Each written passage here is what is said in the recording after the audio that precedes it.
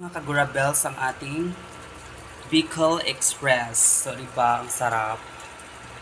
Nakakatakam na siya, mga kagurabels. Diba? Oh, ayan ang mga Bicol Express ko. Nakapagluto na ako dati nito, kaso lang maramihan yun. Kasi ngayon, kunti lang. Kunti lang niluto ko kasi panghapunan lang. Diba? Ayan, malamasters. So, ayan ang mga lamasers, guys. Nakita nyo yung mga lamasers dyan. Mayroon tayong, tanglad. Mga sili-sili dyan. Luya-luya. O, diba? Ang sarap na. Sino pang hindi maubos ang bahaw dyan? Diba? Nakakatakam. Maubos talaga ang bahaw ni Chico sa aking Bicol Express. Diba?